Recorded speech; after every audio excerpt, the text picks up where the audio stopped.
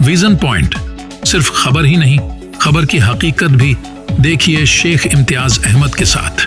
मैं हूं शेख इम्तियाज अहमद। आप देख रहे हैं Imtiaz Ahmed official vision point. Maharashtra में एसआईआर का प्रोसेस शुरू हो चुका है। 10 से 11 दिन गुजर चुके हैं।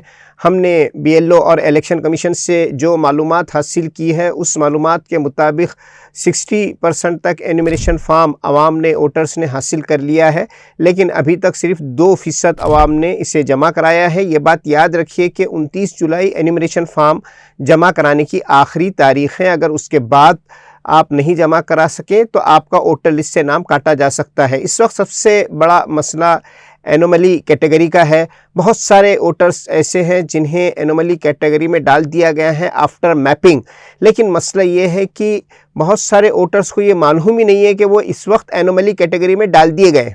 और क्या वजह है कि एनोमली कैटेगरी में डाल दिया गया है? जिस वोटर को आफ्टर मैपिंग एनोमली कैटेगरी में डाल दिया गया है, उससे लाजिमन ये मालूम होना चाहिए कि उसकी क्या वजूहात है, ताकि वो उसके मुताबिक अपने डॉक्यूमेंट तैयार कर सके। क्योंकि एनोमली कैटेगरी में डाल देने के बाद इलेक्शन कमीशन ने उसकी एक वजह बताई है, और जो वजह बताई है उसी के मुताबिक डॉक्यूमेंट बीएलओ को देना होगा। बीएलओ उसे अपलोड करके वेरिफिकेशन करने के बाद उसे एनोमली कैटेगरी से निकाला जा सकता है। ये बात अच्छी तरह याद रखिए कि एनोमली कैटेगरी का मतलब है मशकूक वोटर। सबसे बड़ा मसला एक ये भी है कि कोई वोटर अपनी तौर पर अपने मोबाइल ऐप से ये मालूम नहीं कर सकता कि वो एनोमली कैटेगरी में है या नहीं है। उसे लाज़िमन बीएलओ के मोबाइल ऐप पर ही जाकर मालूम करना पड़ेगा कि वो एनोमली कैटेगरी में है और किस वजह से है। उसकी तफसीलात भी सिर्फ बीएलओ के ऐप पर ही आ रही हैं, बीएलओ के मोबाइल पर ही आ रही है। दूसरा और कोई तरीक़ा या कोई मेथड नहीं है। इसलिए हर वोटर्स एनुमरेशन फार्म हासिल करने के बाद बीएलओ से ये लाजिमन मालूम करे कि क्या उसे एनोमली कैटेगरी में डाल दिया गया है, उसकी क्या वजूहात है और कौन से डॉक्यूमेंट उससे लगने वाले हैं। ये भी याद रखिए कि बीएलओ को ये इख्तियार दिया गया है कि वो एनोमली कैटेगरी में डालने के बाद रिक्वायर्ड डॉक्यूमेंट का खुद वेरिफिकेशन कर ले और वेरिफिकेशन की एक कापी ईआरओ को डाल दें, तो इसके बाद उन्हें एनोमली कैटेगरी से निकाल दिया जाएगा। दूसरा है मसला ये है कि बहुत सारे जो बीएलओ है, बल्कि 90% से ज़्यादा बीएलओ टीचर्स हैं और टीचर्स को छुट्टी नहीं दी गई है, तो ये लोग स्कूल का काम कर रहे हैं और शाम के औकात में, रात के औकात में एनुमरेशन फार्म तकसीम करने का और गाइडलाइन का काम कर रहे हैं। अभी तक की जो हमारे पास इत्तलात हैं तो ये गाइडलाइन तो नहीं दे पा रहे हैं, बस सिर्फ फार्म तकसीम कर रहे हैं, क्योंकि इनका कहना है कि हमें भी उसकी प्रॉपर ट्रेनिंग नहीं दी गई है।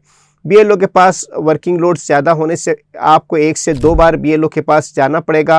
बेहतर है कि आप बीएलए बूथ लेवल एजेंट के साथ जाए या अपने कारपोरेटर की मदद लें। अब हम आपको ये बताने की कोशिश करेंगे कि एनोमली कैटेगरी में डाले जाने की जो अहम वजूहात है कुछ, वो क्या है और कौन से डॉक्यूमेंट उस एनोमली कैटेगरी में लग सकते हैं। सबसे पहले यह है कि वोटर का नाम या वोटर के वालिदैन का नाम 2002 की लिस्ट से और आज की लिस्ट में इसमें फ़र्क हो, मैच ना हो, तो ऐसे वोटर्स को एनोमली कैटेगरी में डाल दिया गया है। इन्हें सिर्फ अपना वोटर कार्ड, आधार कार्ड, स्कूल सर्टिफिकेट या अपने वालिदैन या जिसके साथ उसने मैपिंग करवाया है, कनेक्ट किया है, उनके डॉक्यूमेंट्स, स्कूल सर्टिफिकेट, टीसी, आधार कार्ड, पासपोर्ट या 12 डॉक्यूमेंट में से कोई एक डॉक्यूमेंट उसे देना होगा। एक दूसरा है मैपिंग का फ़र्क। 2002 में जो मैपिंग कराई गई थी वो वालिदैन पेरेंट के साथ मैपिंग की गई थी, लेकिन आज बहुत सारे वोटर्स ने दादा दादी के साथ या दीगर रिश्तेदार के साथ अपनी मैपिंग की है। तो ऐसे वोटर्स को 2002 की वालिदैन की लिस्ट या वालिदैन की लिस्ट नहीं है तो जिनके साथ मैपिंग कराए, इनकी 2002 की लिस्ट का नाम और वालिदैन के जो भी डॉक्यूमेंट उनके पास अवेलेबल हैं, स्कूल सर्टिफिकेट है, पासपोर्ट है या इस तरह के आधार कार्ड हैं, वटेवर डॉक्यूमेंट उनके पास हैं, तो वो डॉक्यूमेंट उन्हें देना पड़ सकते हैं। तीसरा एक है, किसी शादीशुदा लड़की ने 2002 में जो मैपिंग करवाई थी वो अपने शौहर के साथ करवाई थी, लेकिन आज मैपिंग उन्होंने अपने वालिदैन के साथ कराई, तो उन्हें इस बात के डॉक्यूमेंट देना पड़ेगा कि तलाक है, खुला है, डेथ है या क्या व्हाट इस रीज़न है, तो एक एफिडेविट देना पड़ेगा। ये डॉक्यूमेंट उनको इसके साथ में लग सकता है। एक दूसरा जो बहुत अहम वजह है वो है 2002 की वोटर लिस्ट में और आज की वोटर लिस्ट में नाम का फ़र्क। ऐसे वोटर्स को भी एनोमली कैटेगरी में डाल दिया गया है। ऐसे वोटर्स को जिनके अंदर एज का फ़र्क आ रहा है 2002 की और आज की लिस्ट में, तो इन्हें अपना स्कूल सर्टिफिकेट, पासपोर्ट या वट एवर डॉक्यूमेंट्स है ये लाजिमन इन्हें देना होगा। साथ में 8 नंबर फॉर्म भराकर इन्हें करेक्शन भी करवाना होगा।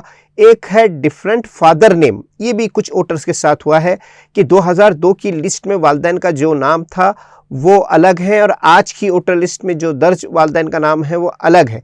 तो इसलिए इन्हें वेरिफिकेशन बीएलओ से कराना पड़ेगा और वालिदैन के आधार कार्ड या पासपोर्ट या स्कूल सर्टिफिकेट जो कुछ हैं वो बीएलओ को देकर वेरिफिकेशन करना होगा। वेरिफिकेशन के बाद उन्हें इसका प्रूफ लेना होगा। उसके बाद इन्हें एनोमली कैटेगरी से निकाला जाएगा। और एक और कैटेगरी है जिन्हें एनोमली में डाला गया है, वो है डुप्लीकेट वोटर। 2 जगह एक वोटर्स का नाम होना।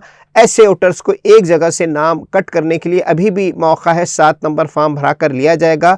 इस 7 नंबर फॉर्म भराने के बाद बीएलओ इसका वेरिफिकेशन करेगा, ईआरओ को भेजेगा। इसके बाद इन्हें भी एनोमली कैटेगरी से इनका नाम निकाल दिया जाएगा। बस ये समझ लीजिए कि जिन वोटर्स को एनोमली कैटेगरी में डाल दिया गया है इन्हें बहुत ज़्यादा परेशान होने की ज़रूरत नहीं है।